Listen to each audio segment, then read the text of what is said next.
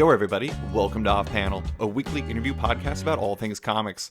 Joining me today is the owner of Flying Colors Comics in Concord, California, as well as the man who created a very special day in comics, Free Comic Book Day. It's Joe Field. Thanks for coming on, Joe. Well, nice to be with you, David. Thanks for inviting me. Of course. Well, I mean, the Saturday this goes up, like 5 days after this podcast is set to go up, is going to be Free Comic Book Day 2018. I've actually wanted to have you on the show for a while, so this is like the perfect time to have you, I feel. But because it was your brainchild, right? Free Comic Book Day? Yeah, it was, and I've never had a better idea that I've stolen in all my life, and and honestly, it was my idea. I'm the founder and all that, but man, the work that everybody does to keep this thing going into its 17th year is pretty stunning. I'm always amazed and moved by how many people are involved with this and what kind of excitement it gets in all the shops that participate, and all the stuff that has to be done behind the scenes with the publishers and with Diamond Comics. And it's a pretty massive undertaking that goes into being what's now the world's largest comics related event. Yeah. And I do, we're going to talk a little bit about the history of it and like the origins and everything like that. But one thing that I think that is kind of amazing, especially as it's grown in relevance and it's become this massive thing, is like there are some amazing comics that come out of Free Comic Book Day. Like I always really loved when Archaea was doing those like Mouse Guard like hardcover books that they were doing, like the little storybooks. Do you remember those? Like that was awesome.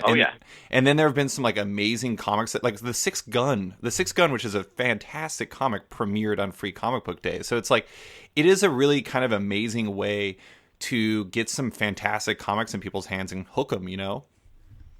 It is. You mentioned that Sixth Gun. That Oni was one of the early supporters of Free Comic Book Day. The first year when there were only 4 Free Comic Book Day editions, you had Marvel, DC, Dark Horse, and Image, I think, that first year. But Oni was there with all kinds of extra stuff for retailers.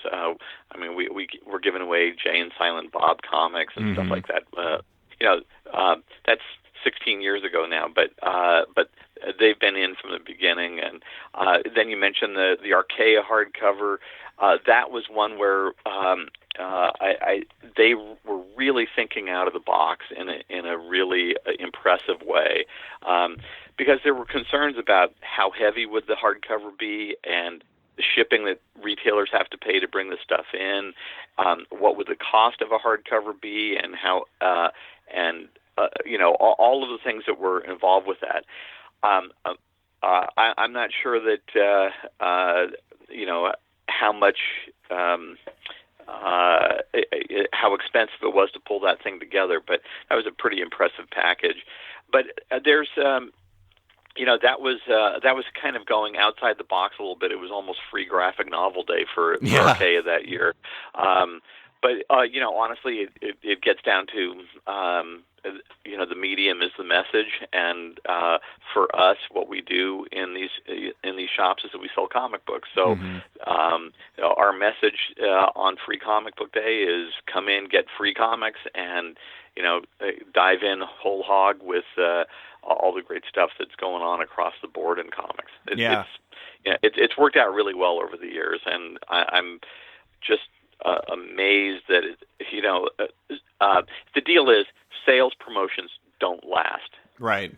Sales promotions come and go, and they're quickly forgotten. But when this, which was essentially a sales promotion, becomes something more than what it was initially set up to be, like just a great way to call people in. When it becomes more than a sales promotion, when it becomes an event, when it becomes, in some cases, a tradition, and to others a holiday, it's pretty mind blowing to see the reactions that we get from it, and that tickles me completely. I imagine. Well, for listeners that don't know, Free Comic Book Day is now put together by Diamond Comic Distributors, and so, involves most every publisher. It was Joe's brainchild from a column in Comics and Games Retailer. But the one thing, so I read Dan Guarino's Comic Shop book, which you feature Yeah. prominently in, and he said that the origins were like you basically imitated the idea of Baskin Robbins free scoops. Is that the origin of it? Yeah, it kind of is. The thing is, I was writing columns for the magazine, and one day I was sort of hard pressed on a deadline, and I looked out the window here in front of my shop, and I saw a long line, and the people weren't coming in here. It was like, hey, what's a long line doing out there if they're not coming into my place? Right. And so I went out to see what it was, and next door to us is a Baskin Robbins, and they were having a free scoop night. So I looked at that. I talked to the franchisee, and she told me that they had 1,200 people come through for free scoops, and at their other shop, it's a few miles away in a slightly less populated area, they had 900 people come through. Mm-hmm. And I looked at that and went, what's the only thing cooler than ice cream? I mean, come on, it's comics. We should be able to pull something like this together. So I kind of hashed out the idea in my column, and then presented it to Diamond before it went to press in the magazine it was published in. Mm-hmm. And I think that was probably one of the better things I could have done, because in those days, magazine publishing, when that article published, it would be 6 or 8 weeks after I wrote the column, and then there would be another lag time of how do we get response to this, and so then another issue of the magazine goes by and we get response. It would have taken way too long. Right. So I thought ahead just to get instant feedback to the column that could be published side by side with it, and see if we couldn't just launch it straight from there, and that seemed to work pretty well. Oh yeah. So yeah, a few months later, there was one of Diamond's retailer summits and a convention in Las Vegas, and it happened to be this is one of those strange things. I wrote the column in April 2001. It got published, I think, in June 2001. We then had a meeting to talk about this in October 2001. So it was early October. It was 3 weeks after 9/11. And the first big convention after that, where all the publishers were going to be, was this Diamond Summit with a Vegas convention. Mm-hmm. It was the first time a lot of publishers had flown out of New York after 9/11, and the spirit of camaraderie then was just amazing to me. It was something I had not seen in all my years in the business. That when we had this meeting and we're trying to decide whether we could do this free comic book day, whether all the publishers could kind of get along and agree to participate, all of that, all of the competition just sort of melted away, and everybody, it was putting their hands on the table on top of each other saying, let's do this. Yeah. And it was a pretty, it was a very different scene than I had seen play out previously when I'd been part of efforts to sort of do like a milk advisory board for comics that would promote the health of comics reading and all that. All of those always devolved into my lawyer needs to talk to your lawyer. Right. But this one time, none of that happened, and it was beautiful. That's really fascinating. It's like you could actually say that like the unique environment that was happening then was probably it was extremely conducive to them wanting to collaborate and like do the best for comics, probably because of the mentality everyone was coming from at that time. Yes, and at the same time, the publishers were deciding to collaborate on benefit books for victims of 9/11. So there was this general spirit of setting aside competition and doing the right thing. Right. And that's that's something we could always use more of in every business, in every piece of our lives. But at that point, it was really uh, it was palpable. It was right there, and it was a cool thing to experience. That is really cool. Well, I mean, and you mentioned this before, but it is kind of staggering to see how Free Comic Book Day has grown. I mean, I've been going to it for, pretty much since the beginning up in Anchorage, Alaska, Bosco's Comics, and like it doesn't seem to really matter. Like Anchorage, of course, Alaska is notable for having its lovely wintry weather, and despite it being the beginning of May, it's actually snowed on Free Comic Book Day up here. And it doesn't matter what the weather, the turnout is always incredible. But, while you can't necessarily speak for every shop, I'm curious, like, how has, like, Free Comic Book Days, like, success grown in your shop? Like, can you see, like, steady growth over the years, or is it kind of plateaued recently, or what have you seen? Well, there's definitely growth, but I kind of look at it a different way in terms of raw numbers, because honestly, we have a relatively small shop, and there's only a certain number of people we can really get through. Sure. Try as we might, we actively manage Free Comic Book Day so that we're trying to get the right books to the right readers, so that they'll want to come back to them, rather than just a dog pile of a free-for-all kind of thing. And there are other pieces to the whole day that we put together here with all the various things, with the artist signings and with the refreshments and with the entertainment that we have going through the line, the cosplayers, the photographers, the videographers, all of that. There are a lot of moving parts. But we get usually between 1,000 and 1,200 people to show up during the course of the day. And what I look at is how many of those people have never been here before. Yeah.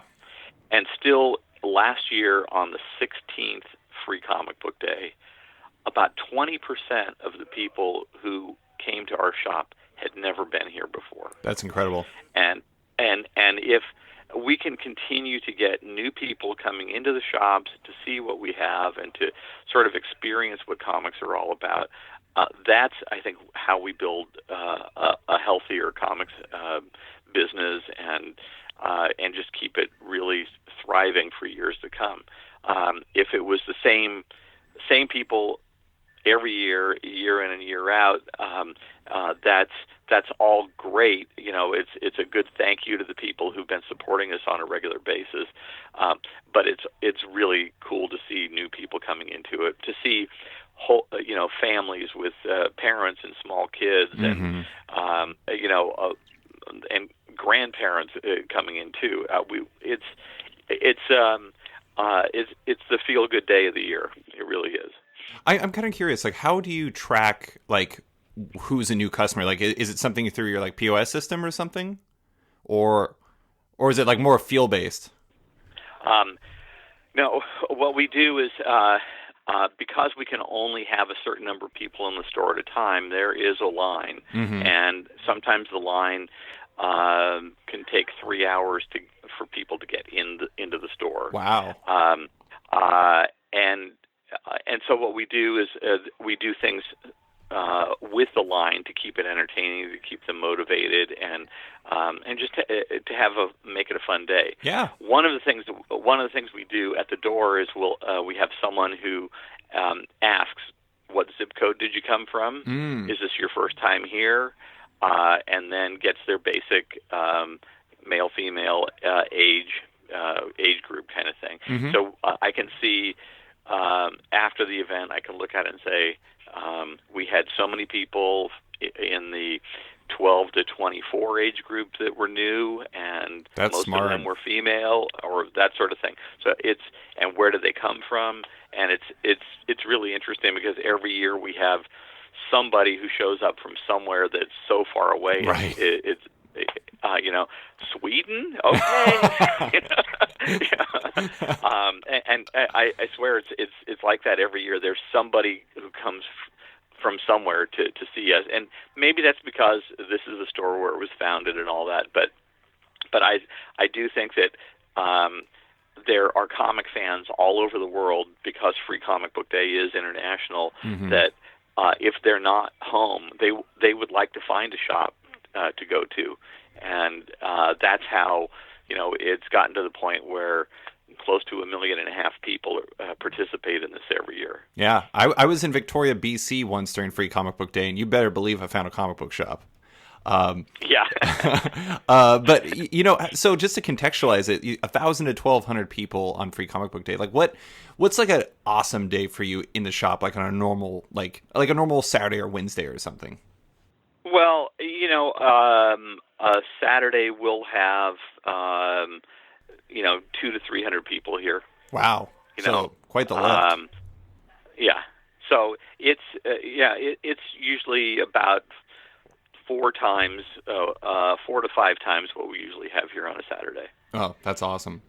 So one Yeah. one thing I'm curious about is largely Free Comic Book Day from like a marketing and business perspective. Its purpose is it's a loss leader. It's driving people into the store to get them interested in comics and perhaps create new readers. One of the difficult things is trying to convert those new people into becoming either regular customers or at least people who come back and shop there on a semi-consistent basis. Obviously this is the big question for everyone, but how difficult is the act of converting someone who's in for Free Comic Book Day to someone who buys more day of and perhaps even comes back? And are there any specific tactics you employ to help convert those readers? Is there something you try to do day of to try to draw their attention to other products, I guess? Yeah, it's funny. We could talk about conversion of people, and I mean, there's almost if I want to just get all metaphorical here, there's that spiritual thing where people get converted, and sometimes it's there's one aha moment, Mm-hmm. and all of a sudden they're believers forever. Okay, well, what my experience is when it comes to comics is that it's a progressive thing. It's something that happens over the course of time. I look back on my own experience, and I can remember having comic books from the time I was 4 years old, but I wasn't really a comic book fan until I was 11 years old, Mm-hmm. and was stuck in bed after having surgery. That's when that was my aha moment. But Mm-hmm. but there were things that had led up to that, for 7 years before that. So we hope that what Free Comic Book Day is a great introduction for people who've never been in shops before. Yeah. And then they'll find their way back to us. Sometimes it's through other events that we do. Like this year on Free Comic Book Day, we're announcing another event that will happen 3 weeks to the day after Free Comic Book Day that I think is going to bring some people out. But that announcement will happen actually on Free Comic Book Day. We try to do different things. We keep events going all year long. Yeah. And there's, frankly, there is something of a disconnect between people who want to go to a comic shop for an experience and those who want to go and buy something. Right. But we are always there to help people find just what they want and to lead them to stuff that they're going to want to come back to. And that's, for me, the bottom line is that I think anybody who is a reader can walk into a comic shop and find something that they'll want to come back to day in, day out, week in, week out, all year long. They're going to find something that's going to captivate them. And now, there's a huge difference between people who are going to go see Avengers Infinity War and people who are going to read comics. Right. There's a difference between comic book readers and comics culture. There's a difference between people who go to comic conventions and people who read comics. Mm-hmm. Yes, there are some crossovers. Yes, there are, some similarities, but the movies and the conventions, the experiences, the events are easy to participate in. Right. The actual reading is like next level. Mm-hmm. So, we know that's a smaller audience, and we know it's not always easy to convert that many people to becoming regular readers. But every year on Free Comic Book Day, there are people who show up here for the first time that we will see again and again and again over the course of time. So I do see it working. Does it work for everyone who attends? No, but nothing does. So you just, that's a part of the game. I do, like, one of my favorite things on Free Comic Book Day is when you see, like, the people who, after they go, and because, like, my shop, the way that they do it is they kind of snake people through this area in the back, and then they have to leave through the front door, so they have to go through all the other comics. And so I always love seeing, like, the people who go off and just, like, start looking through, like, the graphic novels, or they look through, like, the racks that are out there, the other comics, and, like, they pick something up. It's just such a cool thing. But yeah, I mean, I think one of the interesting things about the way that entertainment in general is going these days is, like, there's all these fandoms of different types of stories, but even within those fandoms, there's all these different, like, subsets. And it's like, a lot of times people are like, oh, Marvel movies are making $1 billion. Why can't comics sell more? I'm like, because they're different audiences. There's overlap, but it's just, there's a difference there. And I don't know. I mean, it's not such an easy process of converting people from one to the other, because some people just don't want to engage with one type of medium, and maybe they do on the other. Well, I think the difference, as I see it, is that movie-going or TV watching is a very passive kind of deal. Right. It's, let me sit in a chair and let the bright screen entertain me. But when you're a comic book reader, you control the speed of the story, the sound of the voices of the characters, what happens in between the panels. It's a much more involved and it's a brainier experience, to be honest. It takes in both sides of the brain, the cognitive and interpretive sides, and it is something that requires the reader to be a part of the experience. Yeah. That doesn't happen even in 3D movies or virtual reality or any of that kind of stuff. You're still passively watching. In comics, you are actively participating. Yeah. And I think that calls for a certain kind of person who is willing to spend time in their head. That a lot of people aren't willing to give time to reading or to thinking or conceptualizing. And I think comics are just a phenomenal medium for expanding the mind in ways that take us out of the sort of mush zone that we have, from the generations now of too much TV watching and movies, and the saturation, the total saturation from other visual entertainment. Comics are just do something that's smarter for the human. Yeah, I saw this. I saw a tweet the other day where it was like somebody commented on, like, what going to see seeing a movie these days is like if you're at home, it's like you go through a streaming service and you search through like 500 movies and you don't find anything you want, so you put on an episode of a TV show you've seen the whole before, and then you're on your phone the whole time. And I was like, you can't really do that with comics. It's like comics don't really have a second screen experience, because if you're engaging with the comic, you kind of have to continue to engage with the comic. It's like it's a very direct thing. It's like I don't remember whose line it was, but there's a line about how the final collaborator in comics is the reader, and it's very true. But anyways, I do want to, before we start talking about Flying Colors comics in general, I want to talk about events. And I feel like events in general are a much bigger thing today than maybe they were in the past. They've always been a big thing. There's been signings and stuff, but it seems like the types of events that shops are employing are diversifying quite a bit. Like I really like Brian Hibbs and Comics Experience does his graphic novel book club, and there's also the kids ones. Challengers in Chicago does Chattingers, which is their kind of book club type experience. There's like a lot more type of things like that. Do you feel like first off, how important do you think the trend of like employing more events to make it more a community feel is? And do you feel like that's something that's always been important, or do you think it's growing in importance in recent years? Well, we now live in an event-based environment. Right. What's difficult about that is that everybody wants events, but very few people want to pay for them. Right. And what keeps small businesses like comic shops viable is when people buy stuff. So the disconnect between the event and the business end of things is where I start to question what goes on. Now,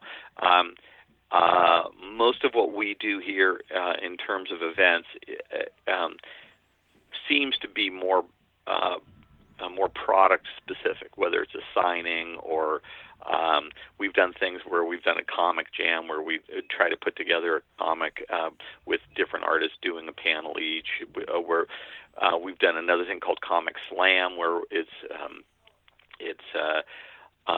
people reciting their favorite monologues from comics, like it was deep poetry. That's awesome.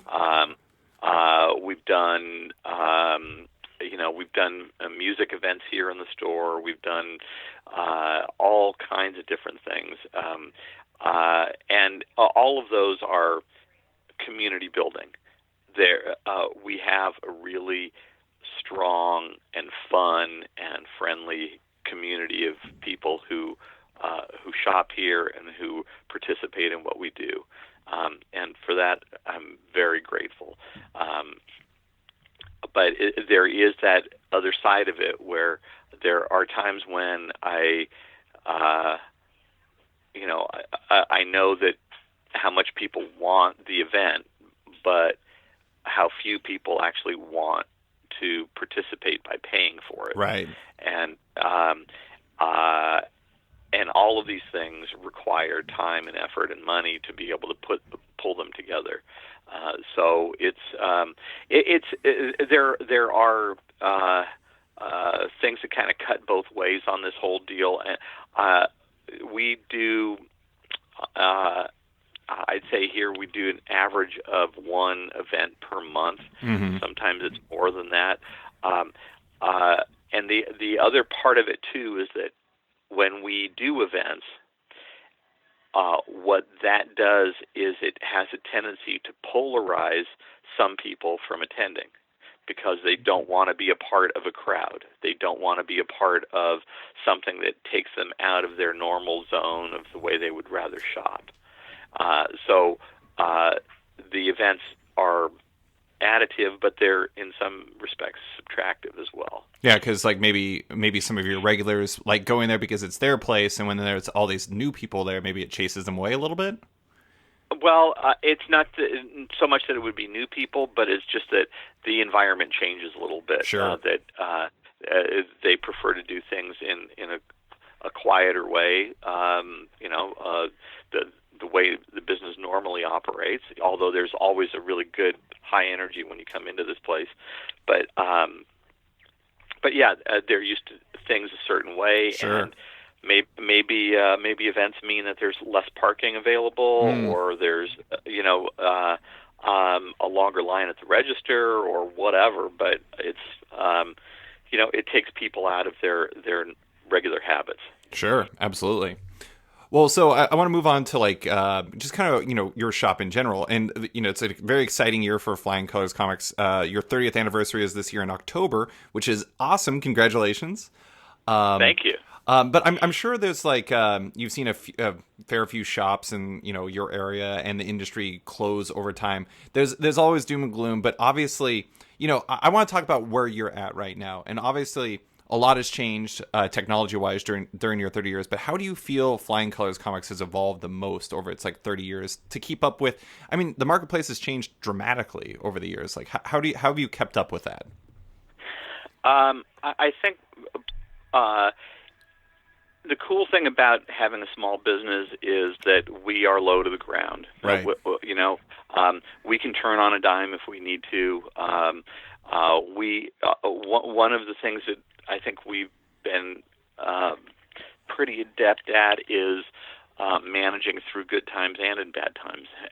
And when things start to go south, we see a lot of shops go out of business, and that's kind of saddens me. But for whatever reason, we've been able to manage through those difficult times as well as do well during the boom times. So Yeah.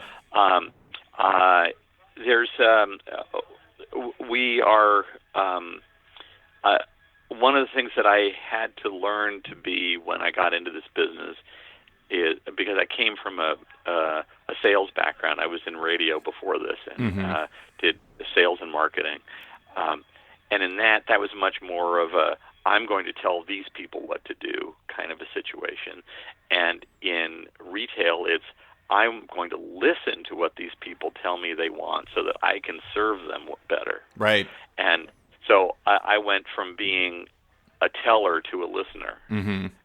And I think our listening skills are probably the thing that have kept us healthier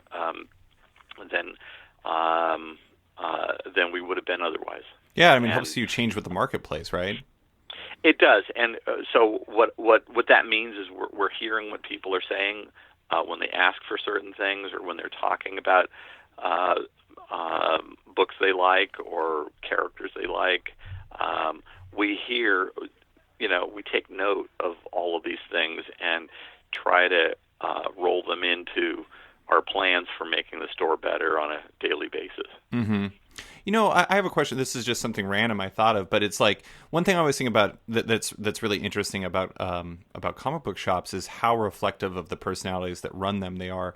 But one of the things that I'm curious about is like, do you feel like to a certain degree that you as an owner and perhaps the person who orders for you, I don't actually know if you do that, but that you have to have a certain level of emotionlessness when it comes to the orders because you're not ordering for yourself and what you would want. Maybe you want a ton of 100 or of like stray bullets, or like you want a ton of like, I don't know, Terry Moore comics or something like that, but you want to listen to what your readers want. Like, do you have to kind of separate yourself from that when you're going through the process of figuring out what your shop needs?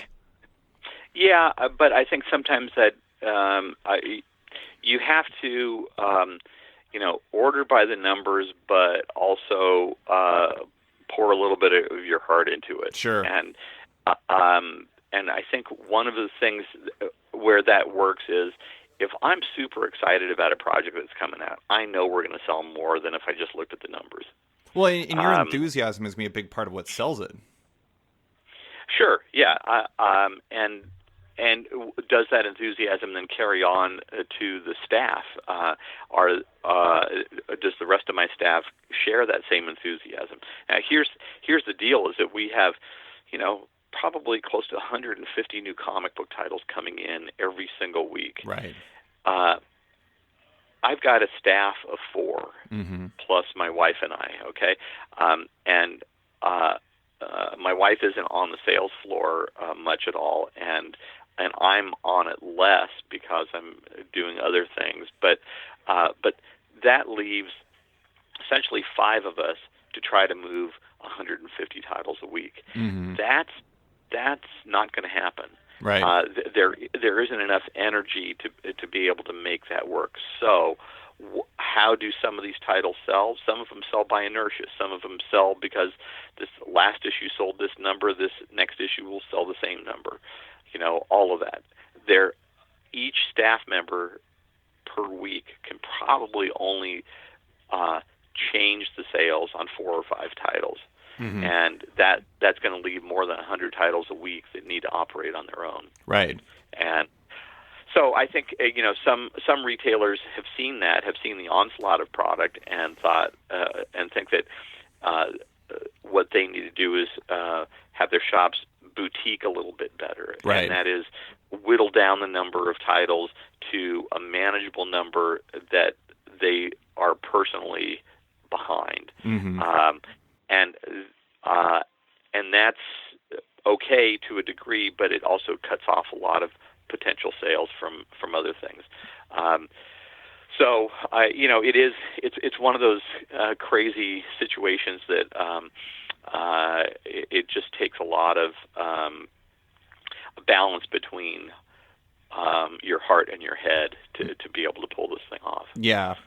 I do want to give you credit. Like, one of the things that I feel like a lot of shops have had to adapt to in recent years is the fact that, to a degree, the marketplace is changing and who's reading it. And like, because of people like Raina Telgemeier and Kazu Kibuishi, there's a lot more young readers than there were in the past. But Yeah. Flying Colors Comics, I mean, in reading Dan Guarino's comic shop again, your shop has always been family friendly. Like, one of my favorite anecdotes in there was the line you said about how your family was like market researchers for you back when you were sitting. Oh yeah. Yeah, like that's great. Yep. But I mean, like, do you feel like you had an advantage in like the recent years, especially because you were already aiming towards more of a family experience than just to Wednesday warriors like myself? Yeah, I think. But the funny thing about that, David, is that there are people who shop here who would say, "Wow, this is a great store for fans because they've got all the stuff that I want." Right. And then other people who come in go, I love the shop because I know I can find something for my kids here in a safe environment, blah, blah, blah, that sort of. But it's always been like that. Mm-hmm. This isn't something that's from the last 5 or 6 years.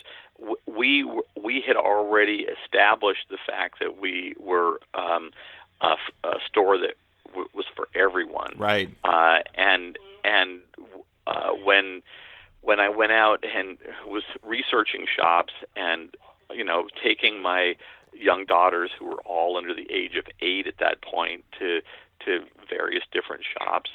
I mean, there were some crazy things that happened during that time, and I learned a lot from them. There was one store we went into. What our deal was is that the whole family, all 5 of us, so 3 daughters under the age of 8. The youngest one, when the store opened, was 4. So she would have been 3 years old when we were looking at other shops. So 3, 5, and 7, basically. Mm-hmm. One store we went into, the deal was we go into a store, we shop it, and then we pile back out into the station wagon, and I download notes from them. What did you like? What didn't you like? Uh-huh. One store we went into, we shopped it, we came back out, and one of my daughters says, "Daddy, there was something there that was just not appropriate." I said, "What was that?" And she told me, and so I went back into the store, and what the deal was, they had this thing called a merchandise boat. It's a several level deal that starts at floor level and goes up to about 4 feet high, and you can go around all 360 degrees of it, and there are different levels with different books and products that go all the way around it. Well, she was really happy that on one side of it was all these Disney books and cute stuff like that, but when she walked around the other side, it became hardcore porn and tattoo books. Yeah. And on the same eye level. That's insane.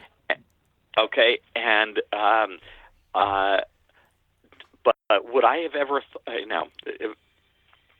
I wouldn't have set my shop like that up anyway. But to get that from a young kid and be able to put that into a store plan was really vital, I think, for our early success. Just to know that there's people space, there's product space, there's space for certain age readers and space for other kinds of readers. There's that a store layout has to make sense for who's shopping and where in the store they're shopping. Yeah. And the weird thing is, way back when we first opened, the whole store was pretty much all ages friendly, except we had a mature readers corner in the back of the store. The way the comics business is run now is that is exactly the opposite. We have now an all ages friendly section that's up front in the store, and everything else is pretty much for older readers. Right.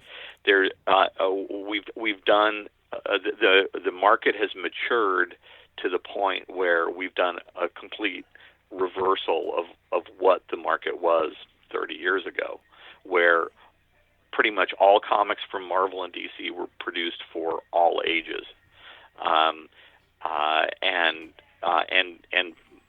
most comics from other publishers were published for all ages. Well, now most comics are published for readers that are 16 and up, and for those who are under the age of 16, and particularly under the age of 12, there's a separate section for them. Mm-hmm. I'm not, I love the diversity we have in comics. I love how the medium has matured, but I think to a degree we haven't struck the balance that could lead us to more sales and more happy readers. Mm-hmm.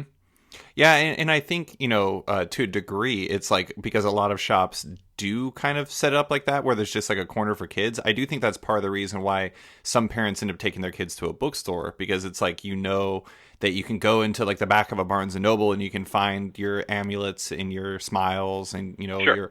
your, et cetera. And it's just like, it is kind of interesting. But, to talk about the general health of your shop, I am kind of curious, like, I've talked to a lot of retailers who, and some of whom have been on this podcast, who had down years in 2017, and I've talked to a few who had, up years in 2017. I'm curious, like, how was the year for you, and like, have you seen any kind of significant change early on this year? Well, okay.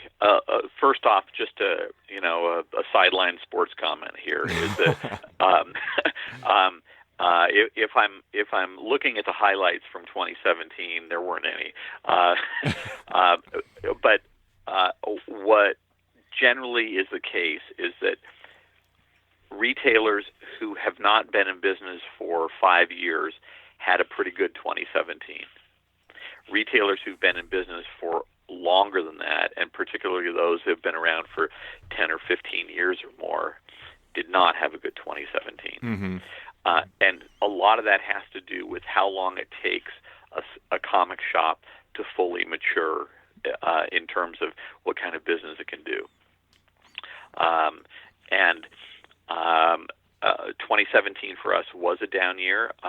There were things that I ordered a whole lot more with my heart than with my head, and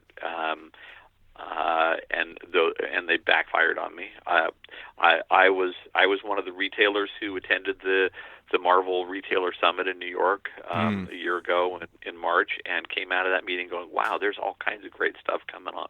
This is going to be wonderful," and wound up with a ton of Marvel unsold product at the end of the year that I paid for, that did not sell, and so it was not.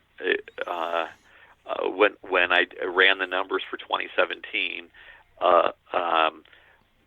Marvel accounted for almost 60% of the drop. Wow. And I would say that number is even higher because whether anyone wants to believe this or not, it's true that the two large publishers, Marvel and DC, are the ones that put butts in the seats.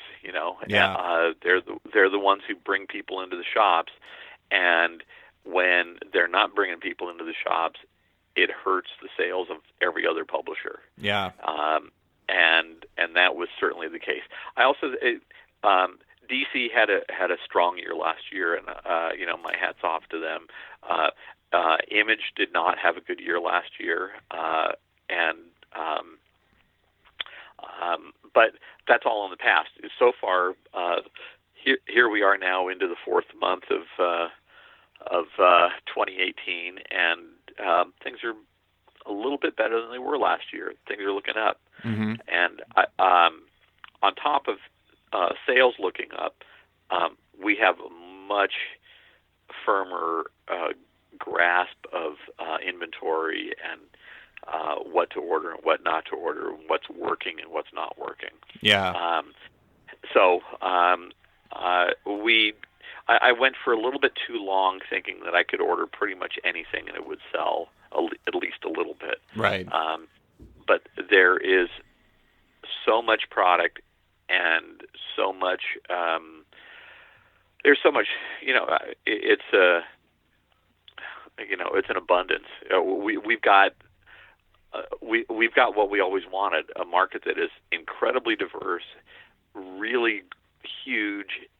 It's incredibly wide, but because of the sort of burn and churn kind of thing that happens every week, where every week there's another 100 to 150 new titles coming out, each new issue really only gets a week to shine. Yeah.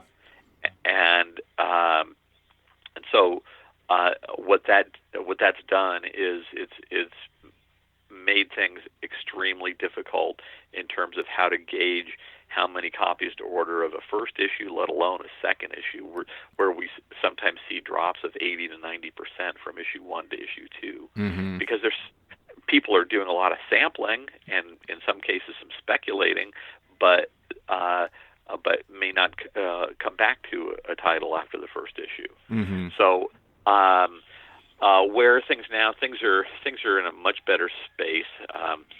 Since the end of last year, I took on a new lease of a warehouse that's a 5-minute walk from our main store, and that's allowing us to be a little bit better prepared in terms of how modular we can be and changing things up a little bit. And so it's all to the good. Expenses are higher, but sales are higher too. So that's a good thing. That is fantastic. I mean, I do think it is. One of my pet theories in comics in recent years is that the volume thing. Volume is great when it comes to creating more quality comics, but at the same time, to a certain degree, it's like there's such an opportunity cost, because if I'm going to try to pick up all of the Marvel comics or something like that, maybe, restricts me from finding something I'd really love. Like, I love Xander Cannon's Kaiju Max. Like, I think that is absolutely one of the best comics around. And I feel like that book doesn't have the audience it deserves, at least in part because there's only so much oxygen in the room. And it is interesting, but I did want to talk about one thing you said in there. I had Steve Anderson and from Third Eye Comics and John Hendrick from Big Bang on my podcast. We did a podcast down in Portland from Comics Pro's annual summit, and we talked. One of the things that Steve brought up was the fact that you talked about how when Marvel and DC are down, it has an area of effect, but Steve actually particularly noted that Marvel in particular, when they're down, they have an even greater one. Like DC, he said he finds that DC readers kind of stick to DC books, but Marvel readers, they go out, they kind of sample everything. And so when like somebody drops all of their books because they're down on Marvel, it affects other publishers more. And I thought that was a really interesting idea. Is that something you've seen as well? Well, I'd agree with him to a degree, and where I would say that I differ with that a little bit is that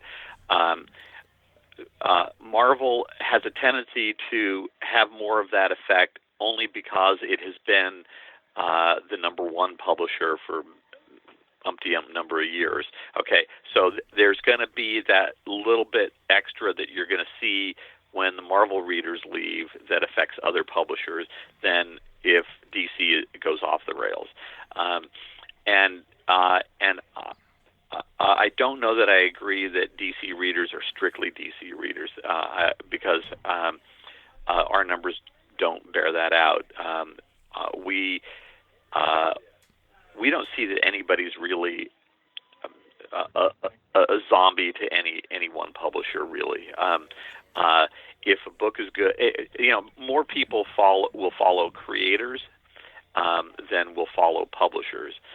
More people will follow, a particular artist or writer, and will they? because they're buying Donny Cates' Doctor Strange, does that mean they're going to buy the stuff that he does from Aftershock or from, um, you know, Dark Horse or wherever, or Image? You know, it doesn't necessarily mean that, but there's a better chance of it. So there's, you know, I you know, I'm agreeing with Steve about 90% of the way there. I actually Yeah. think that part of I would see like probably the most logical part about Steve's theory, which I think it probably varies from store to store. What's totally true for Third Eye isn't necessarily going to be true for you or for shops like Bosco's or anything like that. But I do think that one thing that would make sense is the fact that Marvel has seen a lot more creators leave for the creator-owned world. And so it's like if you're following like Ed Brubaker or you're following like Jonathan Hickman because you were a Fantastic Four fan or a Daredevil fan or something like that, odds Yeah. are you might go pick up Kill or Be Killed or East of West or something like that because you're creator centric or something. And I feel like DC has seen less like attrition when it comes to creators moving in the creator owned world. I don't know why that is, but maybe that's just an incorrect theory. But Part of it is that they have deals in place where they can give creators some ownership of some of the things that they do for them, sure. where Marvel really doesn't at this point, and that makes a difference. When it gets all down to it, it is still a business. I am mystified sometimes by how many different books writers in particular have at different publishers. Right. You could have, if you talk about Cullen Bunn with Six a Gun, he's got something at pretty much every single publisher across the map. What I don't understand is that just a matter of a creator not wanting to put all of his eggs into one basket in terms of the business that he's doing? But on the other hand, there's also how creators can spread their brands too thin across, trying to cross over the entire market. So I think that's less of a concern for somebody who is writing and wanting to get as much stuff out there as possible, because I understand that, there are some limitations to the way this market operates, but I wish that there was the instantaneous kind of thing that if somebody enjoyed what this writer was doing in that book from DC or Marvel, that they would instantly then pick up anything else that writer right. does from another publisher. That just doesn't happen. So even when people are following creators, they're less likely to follow them if they go back to a Marvel or DC than they are to follow them if they continue to do creator-owned stuff. Mm-hmm. However, if Ed Brubaker came back and did something for DC or Marvel at this point, I know we'd sell a boatload of those. Oh yeah, and who knows? I think he's probably pretty happy doing what he's doing, and the gig that he and Sean Phillips have doing all those great books for Image has just been really fun to watch, because there's not a dog in the bunch. Everything they've turned out has been just really brilliant. I almost feel like people kind of sleep on them to a degree these days, just because like their books are always so consistently good. It's almost like boring to talk about them. They're like, it's another Brubaker and Phillips book. It's awesome, and it's just like, yeah, it's kind of funny. It's like they're like good is the enemy of lots of passion. I don't know. It's really fascinating. Yeah, we do get kind of spoiled in that regard, and I think you only. The old saying is, you never know what you got until it's gone. Yeah. And I don't want to ever see that case, because I think every new turn of the dial that Brubaker and Phillips do is one that's worth watching. So, absolutely.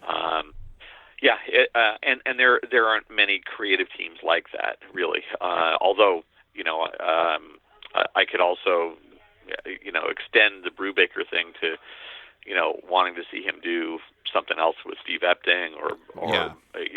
any of the other creators he's worked with, because he seems to have a really good idea for matching books to artists, or bringing the right people in for the right look on whatever he's trying to do. Yeah, and playing to their So strengths.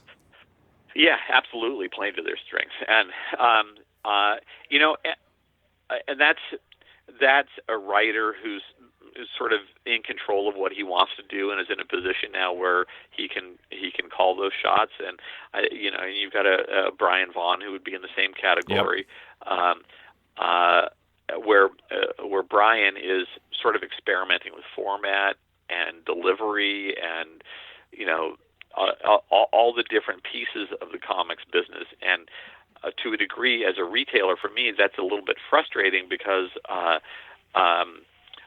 you know, uh, Private Eye was digital first, and then only available as a $50 hardcover.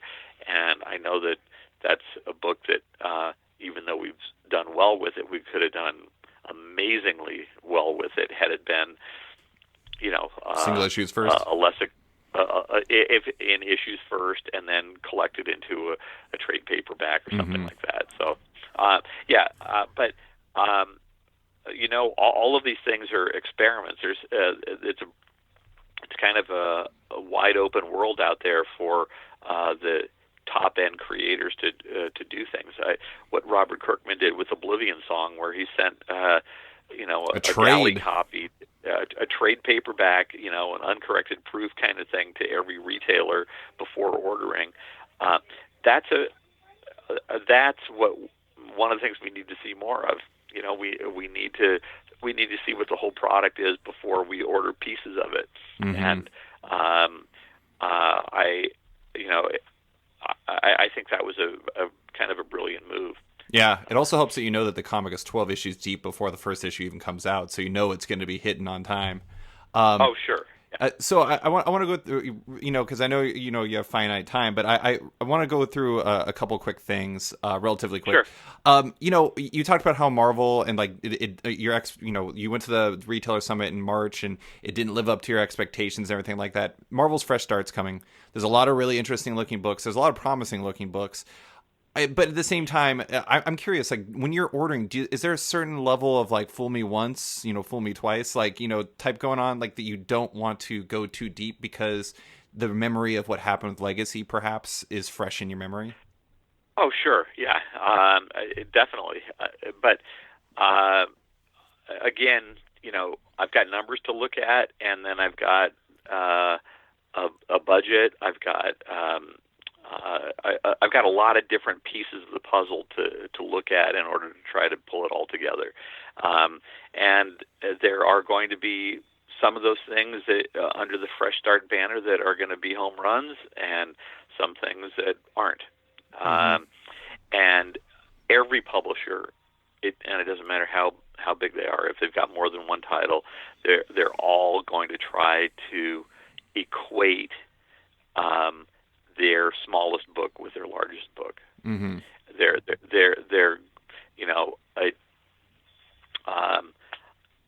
Moon Girl doesn't sell much in issues, but it does well for Marvel in schools, in trade paperback and stuff. So,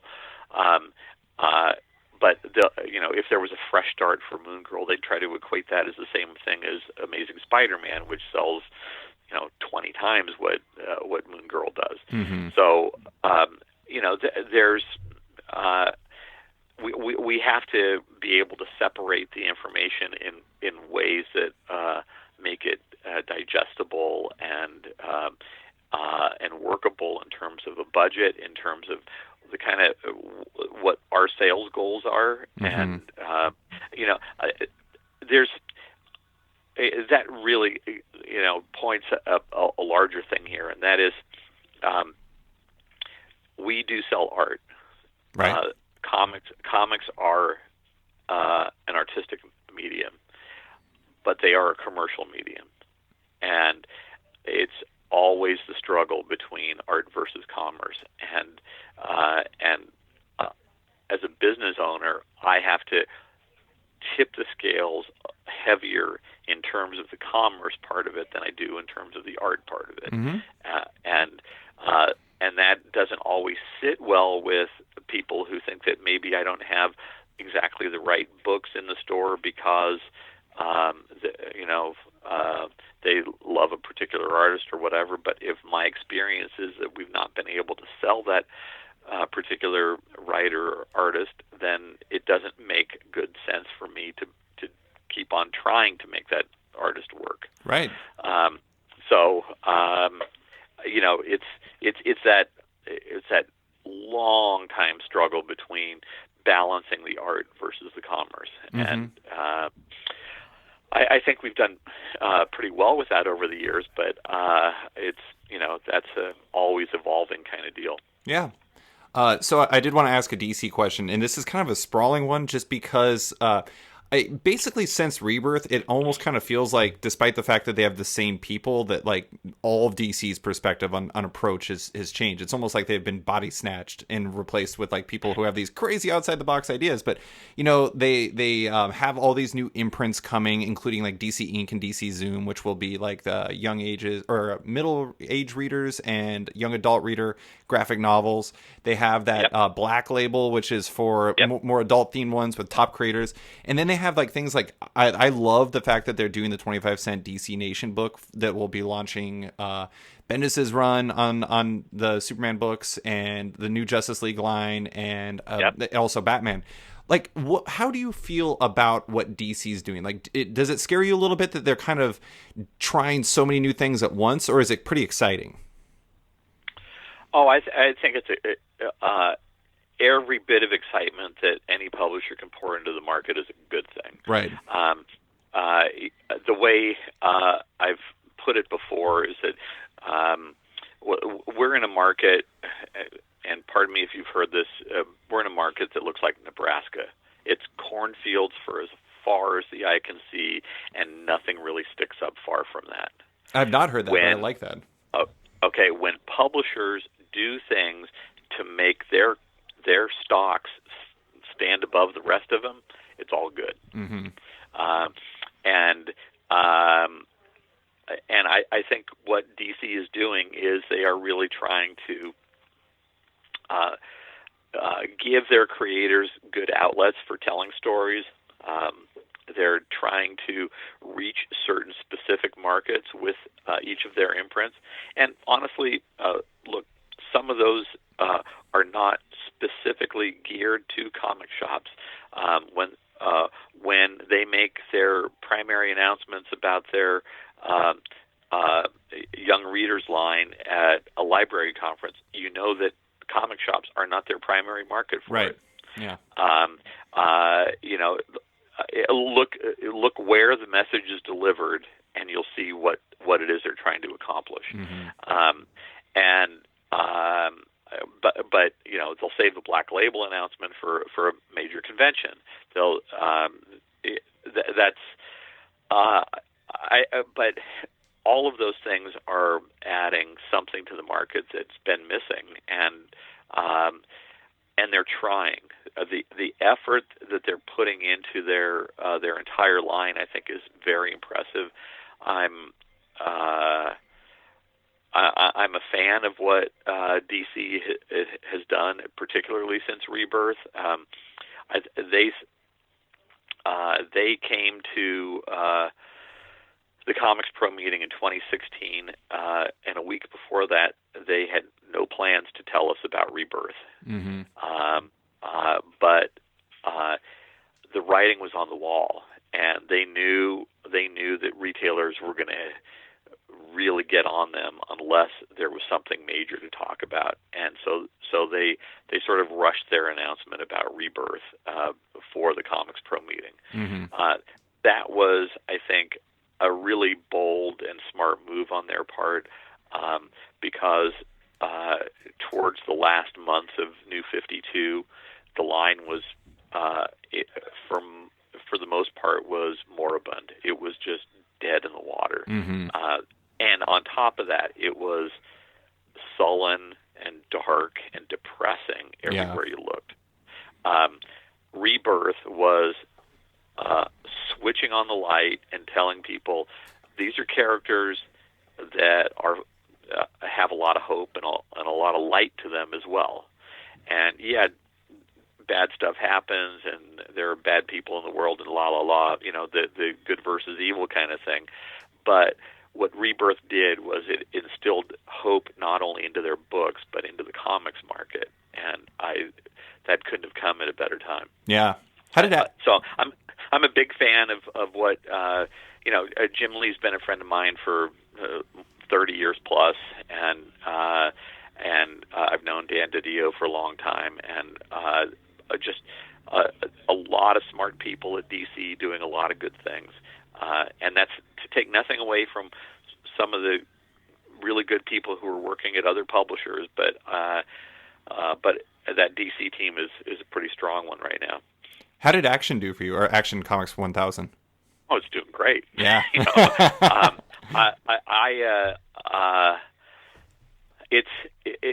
That was a difficult one because there were 8 different variants that went along with it, and it was $7.99.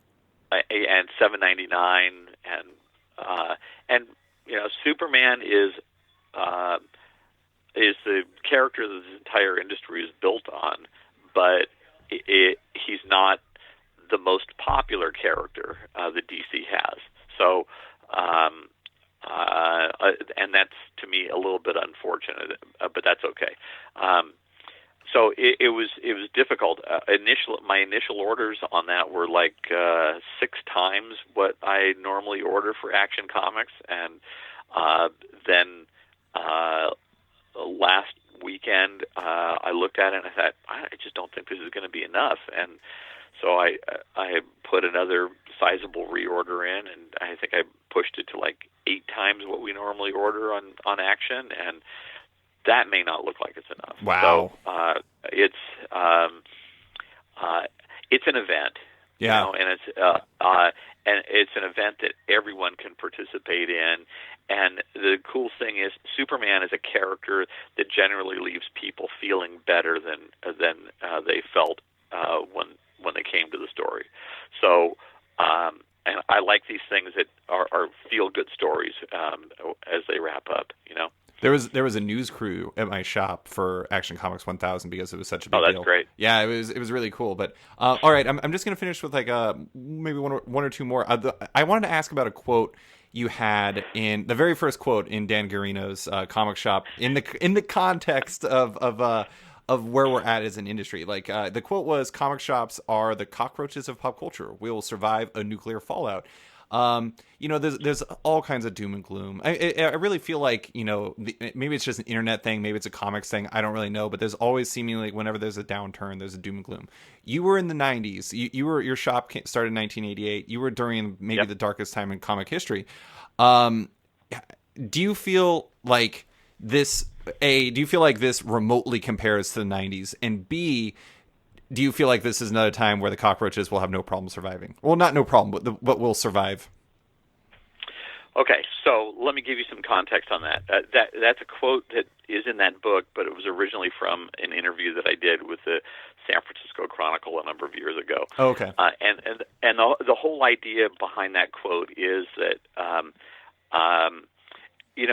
comic book retailers are a feisty and independent lot. Mm-hmm.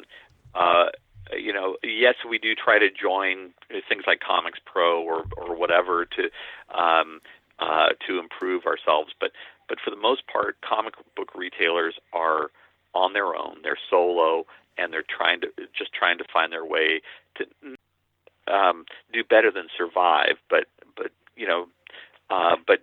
survive in the long run. The thing is. I go back to Will Eisner used to come and talk to the comic retailers at the San Diego Retailer Expo every year as part of the Eisner Spirit Award for retailers. And what he'd say is that from the time he got into the comic book business in the mid-1930s up until the time that he passed away in 2005, about every 3 years, people would say, "You got to find another line of work because this comics thing just isn't going to last." Right. And he, you know, but he said that something would happen to reinvigorate what was going on in comics. Something would happen with his personal art that would reinvigorate him and keep him going forward. And I've looked at that, and I know that comic retailers are pretty much the same. We have to be very nimble. We have to be we can turn on a dime where major corporations like Disney and Warner Brothers can't. Could those major corporations at some point decide that they never want to publish paper comics again? Well, yeah, they could make that decision. But if you look at it, it doesn't make any sense for them to do it.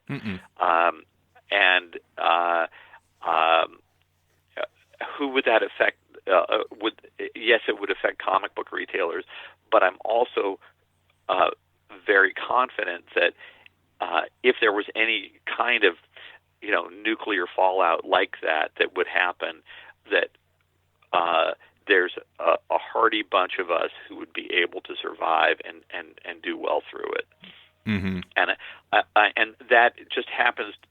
As comic retailers, we have to be sort of jacks of all trades and masters at none. But we are survivors, and that's the way it's going to be as long as I can see it. Until an actual nuclear bomb gets dropped, and then you're done. Again, then we're. I'm not going to worry about the next issue of Amazing Spider-Man. That's for sure. Yeah, no doubt. Yeah, Marvel can have a fresh start, but you don't really care about it at that point. Right. It's a fresh start with a glowing cover. Exactly. But yeah, we are survivors, and on top of that, we're the ones who are able to see trends faster than publishers can see them. And react to them.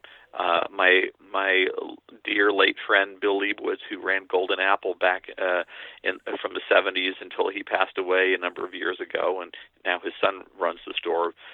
Well, Bill would always say that he was about 6 months ahead of where any of the other people were in the industry because he was staying low to the ground. That he was listening to what was going on, what people were asking for, and whether that was with fads like Pogs or variant covers or whatever. He knew he was ahead of the curve on that stuff, but he also was ahead of the curve when the market started to crash and was able to get out faster. And so I've always looked at it that that's one example, but here we are. I've got a lot of experience to be able to say that we can react and respond to pretty much anything and still make it. Yeah. And I comic shops, I still believe that there's room for another 1,000 comic book stores in North America if they are well positioned in places that are underserved or unserved. There's a lot of opportunity in comics retail, but it's also a more expensive game than it's ever been. So yeah. It's there's pluses and minuses to the whole game.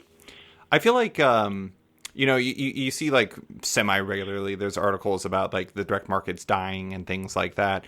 And the thing about it is that's interesting is like the way that the retail industry in general is trending is like comic shops are kind of uniquely positioned to be like retail in general is not failing. It's like small businesses by and large are actually kind of doing fairly well because they're offering like a level of care and attention and personalization that other like big box stores can't really compare to. Sure.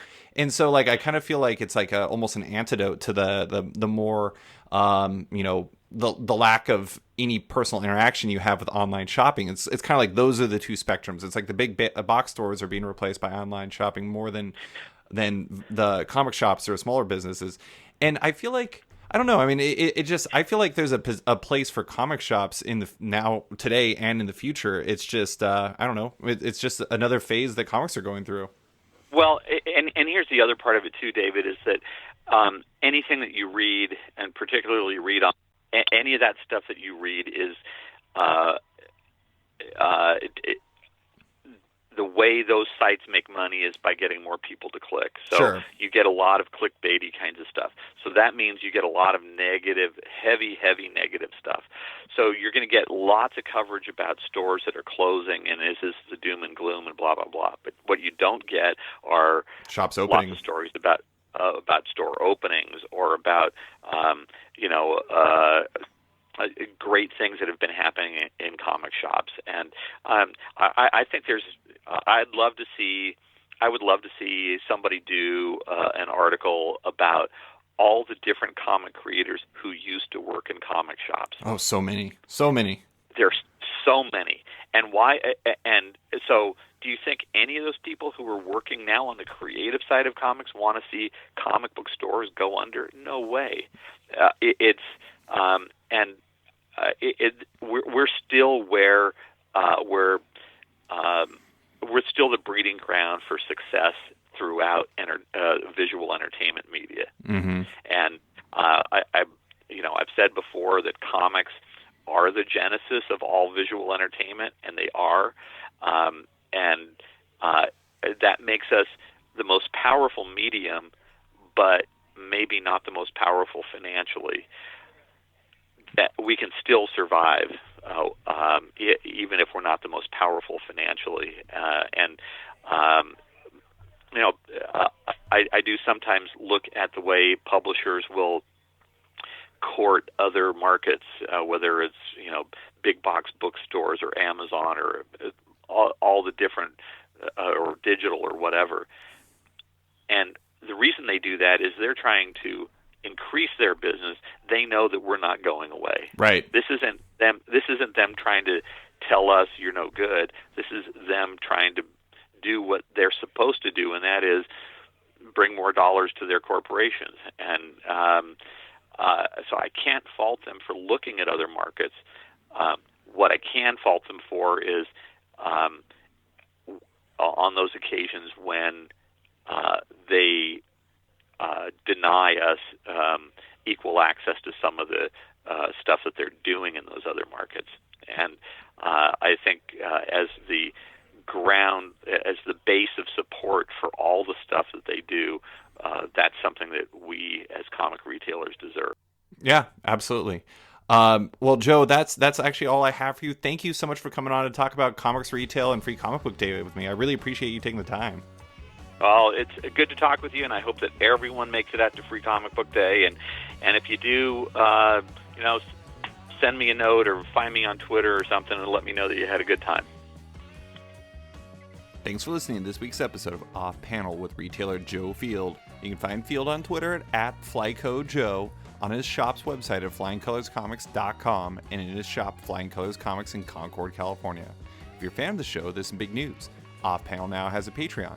If you like the show and want to support it, consider backing it on Patreon at patreon.com/offpanel. There are fun rewards and insider information you get if you do. Big thanks to all my existing patrons, including David, Jason Assey, Mike Gillett, Adam Bogert, Xavier Files, Maria Schweitzer, Matthew Taylor, Tyler Turner, Dan Guarino, Dan Lee, Nick Patera, Jacob Sorelli, Ford Gilmore, David Baraldi, Evan Blazer, Brian McRae, Ira James Udaskin, Benjamin Birdie, Henning Allers, Modern Magic Stories, Nick Hall, Bruno Batista, Abraham Reisman, Adrian Diaz, Bobby Angus, Bjorn Basin, Darren Neely, John Hendrick, Steve Anderson, Michael Perlman, Phil Nall, Ian Maxfield, Cliff Chang, Benjamin Shipper, Colin McMahon, Chris Palmer, Maxwell Schmidt, Scott McGovern, Nathan Fairbairn, Kat McKenzie, Lou Iovino, Christopher Carter, Nicholas Kesslick, Greg Rucka, Ryan Mayle, Adam Highfield, Nicholas Gardner, Andrew Corrigan, Fiona Staples, Chris Morris, Chris O'Halloran, Mark Abnett, Mike Murphy, Michael Shirley, Tom Barnett, Jim DiMonacos, Norbert, Nick Lowe, James Kaplan, and Mission Comics and Art in San Francisco. You guys are all the best. Don't forget to like the show on Facebook at /sketch, that's SKTCHD. Follow on Twitter at @sketchcomic, or follow me at @slicefriedgold. One more from Off Panel, subscribe on iTunes or Stitcher and give the show a rating or review while you're at it. Quick thanks to the band Wolfpack, whose excellent track Outro from the album Volmilch opens and closes the show now. Give them a listen as they're totally rad. Thanks for listening, and tune in next week for another episode.